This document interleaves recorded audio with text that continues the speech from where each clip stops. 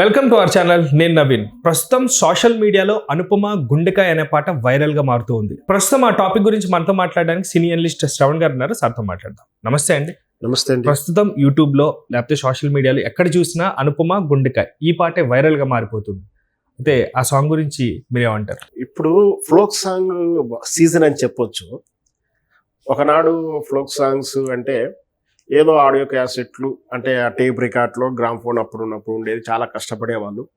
కనీసం ఆ క్యాసెట్ 15-20 రూపాయలు కూడా పెడితే కూడా అంతగా మార్కెట్ లేకపోయేది, వర్కౌట్ కాకపోయేది. కానీ సినిమాలకు సాహిత్యం రాసే కన్నా ఎక్కువ నాలెడ్జ్ ఉండి అవకాశాలు రాకున్న వాళ్ళు చాలామంది, చాలా ప్రతిభ ఉన్నటువంటి కళాకారులు, గేయ రచయితులు, సింగర్సు, మ్యూజిక్ డైరెక్టర్లు ముఖ్యంగా తెలంగాణ పల్లెలో ఉంటారు.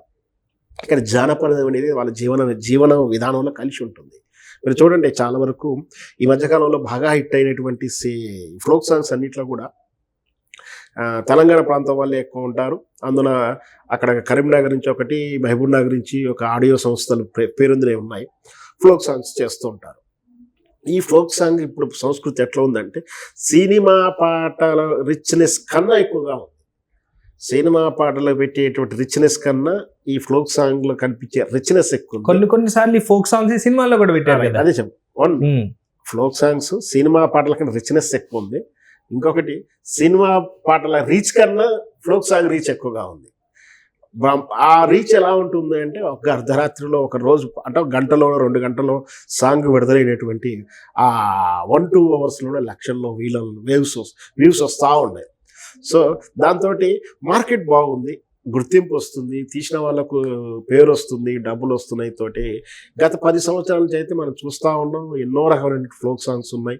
ఈ ఫోక్ సాంగ్స్లో కొత్తగా రాసి పాడటం కానీ లేదు, గతంలో బాహుల్యం ఉన్నటువంటి జనపద పాటలు అంటే జాలభూషణమై జంగమై ఇవన్నీ కూడా ఒకప్పుడు పాటలు. ఇవన్నీ కూడా ఈ పాటలు కూడా వెనకటి ఎక్కడో పాటలు. సరే, అవి ఎవరు రాశారు, ఎవరు పాట పాడారనే క్లారిటీ లేకుండా జనబాహుల్యంలో ఉండి బాగా ఉండేటువంటి పాటల్లోనే వాళ్ళు మళ్ళీ రీకంపోజ్ చేసి జానపద గేయాలుగా, ఫోక్ సింగ్గా, సాంగ్స్గా రిలీజ్ చేస్తున్నారు. అవన్నీ కూడా బాగా వస్తున్నాయి. దాంట్లో మంగ్లీ గారు అయితేనేమి చాలా మంది ఉన్నారు, శిరీష అని చాలా మంది ఉన్నారు, మధుప్రియ ఇట్లాంటి వాళ్ళు చాలా మంది ఉన్నారు.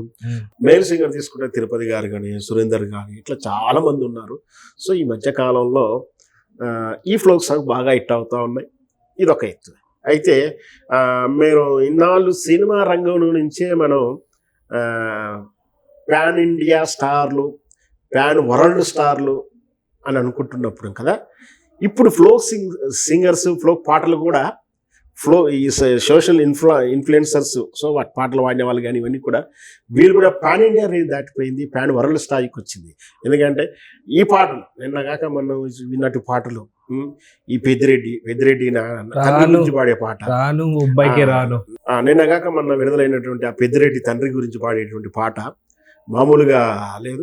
విదేశాలలో, అమెరికాలో కానీ ఆఫ్రికా దేశాల్లో కూడా దాన్ని రీల్స్ చేసి మళ్ళీ రీపోస్ట్ చేస్తున్నారు. మనం చూస్తా ఉన్నాం. అంటే ఈ పాటలు కానీ ఇట్టయిన ప్లాట్ఫామ్స్ అన్నీ కూడా కేవలం తెలుగు ప్రేక్షకులకు తెలియక మన రాష్ట్రాలకి పరిమితి కాకుండా సినిమాల మాదిరిగానే పాన్ వరల్డ్ స్థాయికి వచ్చినటువంటి క్రేజీ వచ్చింది.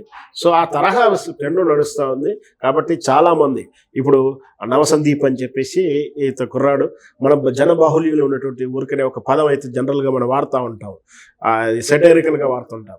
బెండకాయ, దొండకాయ, నువ్వు నా గుండకాయ అని చెప్పేసి సెటైరికల్ కామిక్ షోలలో అక్కడో ఇక్కడో వాడిన పదాన్ని తీసుకొని హీరోయిన్లతో కంపారిటివ్ చేస్తూ, తెలుగు హీరోయిన్లతో కంపేర్ చేస్తూ పాడిన పాట ఇది. చూస్తున్నాగానే ఆకట్టుకుంటుంది, చాలా వినసొంపుగా ఉంది. బెండకాయ, దొండకాయ, అనుపమ అని చెప్పేసి నయనతార మీద కలిపేసి ఇట్లా ఈ తెలుగు హీరోయిన్లను కంపారిటివ్ చేసుకుంటూ నవసందీప్ రాసినట్టు పాట, తానే పాట పాడాడు. ఎప్పుడైతే అప్లోడ్ చేసినట్టు కొన్ని గంటల్లోనే బాగా వ్యూస్ వచ్చింది. ఈ పాట సూపర్ హిట్ అయినది కూడా మనం చెప్పొచ్చు. అంటే ఇక్కడ ఏంటంటే సినిమాల్లో ప్రతిభ ఉండి సినిమాల్లో అవకాశాలు రాకుండా వీళ్ళు ఒక చిన్నపాటి కుటీర పరిశ్రమ మాదిరిగానే తనకున్నటువంటి పరిజ్ఞానంలో లిమిటెడ్ ఆర్థిక సోర్సులు, నేనేంటంటే వాళ్ళకి టాలెంట్ లిమిటెడ్ ఏం లేదు, ఎక్స్పోజ్డ్ టాలెంట్, అది ఆటం టాలెంట్. ఎందుకంటే ఒక్కొక్కరు పాటలు రాస్తుంటే అందులో ఉన్నట్టు ఆర్ద్రత, ఆ ప్రేమించినట్టు ప్రేయస్సు మోసం చేస్తాను, ప్రియుడు మోసం చేస్తాను, ఓ కళ్ళ తండ్రి చేస్తున్నాను. ఒక పాట పాడారు, పల్లెలు ఎట్లా మారినాయండి, ఒక పాట ఒకరు పాడితేను ఆనాటి పల్లెలు ఎట్లుండేనని ఒక ఆయన పాడాడు. అంటే ఆ బతుకు చిత్రం ఎట్లా ఉందో కంపారిటివ్ ఆ పాట వినగానే ఉదయం హత్తుకుంటుంది. అంటే ఊపుండి డాన్సులు చేస్తూ రీల్స్కి అవకాశం ఉండి జోష్ నింపే పాటలు హిట్ అవుతున్నాయి. ఆర్ద్రతతో ప్రేమను వాత్సల్యాలని చెప్పేటువంటి పాటలు హిట్ అవుతున్నాయి. ఎందుకు అంటే చూసే వినే ప్రేక్షకుడు కొంచెం ఉచితంగా చూస్తున్నాడని చెప్పాలి. వాస్తవానికి అయితే యూట్యూబ్లోనే కాబట్టి ఆ సోషల్ ప్లాట్ఫామ్లు ఎక్కడ పెట్టినా కూడా వస్తున్నాయి కాబట్టి హాయిగా వింటున్నాడు, వినసొంపుగా వింటున్నాడు, మళ్ళీ వినాలనిపిస్తున్నప్పుడు వింటున్నాడు. సో సినిమా థియేటర్ల మాదిరిగా సినిమా థియేటర్కు నచ్చిన పాట కోసం, నచ్చిన సినిమా కోసం పదే వెళ్ళాల్సి వచ్చినప్పుడు పదే టికెట్ తీసుకోవాల్సిన అవసరం వీళ్ళకి లేదు. పైగా దానికి నచ్చినంతసేపు నచ్చినన్ని సార్లు వినొచ్చు. సో అదొక ప్లస్ పాయింట్ అయింది. అక్కడ ఎంత రిచ్కి తీసినా తీయకుండా వీళ్ళకి రీచ్ అయితే ఎక్కువగా వస్తుంది. సో అయినప్పటికీ కూడా ఒకనాడు అంటే ఆడియో క్యాసెట్ రికార్డ్ చేస్తానికే ఆలోచించినటువంటి మ్యూజిక్ సంస్థలు ఈరోజు ఎలాంటి మ్యూజిక్ డైరెక్టర్ కానీ ఎవరాంటి కొత్త ఆస్పిరెంట్ ఒక పాట తీసుకెళ్ళి వినిపించేంత బాగుంటే చాలు, వాళ్ళే సొంతంగా ఎంత ఖర్చు అయినా సరే మనం చూసాము, డ్రోన్లు పెట్టేసి ఆన్లైన్ 3-4 కెమెరా సెటప్ పెట్టి అవసరం వస్తే కేరళ రాష్ట్రాలకు వెళ్ళి అక్కడ వెళ్ళి షూట్ చేసుకొని రిచ్నెస్ తీసుకొని వాళ్ళు కూడా ఒక 20-30 మంది గ్రూప్ డాన్సర్లు పెట్టేసి షూట్ చేస్తున్న విధానం మనం చూస్తే ప్రతి పాటలో చూస్తున్నాం. అక్కడ పార్టిసిపేట్ చేయడానికి ఆ పాటలు అంటే కథానాయకిగా నటించడానికి ఒక నూతన అందమైన తెలుగు ఆడపడుచులు ఎన్నుకోవడం, వాళ్ళు మన ఇంటి పక్కన మన అమ్మాయో మన చెల్లో మన ఇంటి పక్క అమ్మాయిలా మన నైబర్హుడ్లా ఉండడం, ఆ గ్లామరస్గా ఉండడం, పెద్దిరెడ్డి సాగులు ఆ అమ్మాయి అలాగే ఎట్లా ఎంత చూడడానికి ఎంత బాగుంటుంది. సో ఇట్లా ఉండేసరికి ఆటోమేటిక్గా ఫోక్ సాంగ్స్ మార్కెట్ కూడా అద్భుతంగా ఉంది ఈ రోజుల్లో.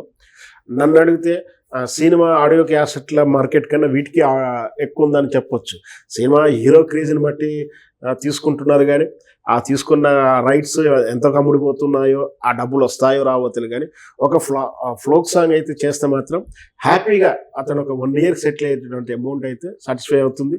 వీటన్నిటికన్నా డబ్బుల కన్నా పేరు, ఆదరణ, సెలబ్రిటీ హోదా, వెంటనే ఇంకొక ఎంటర్టైన్మెంట్ ఛానల్లో గేమ్ షోలో గెస్ట్ గానో, అవసరమైతే మళ్ళీ బిగ్ బాస్లో లాంటి పార్టిసిపెంట్కునే వెళ్ళడం మనం చూస్తూ ఉన్నాం.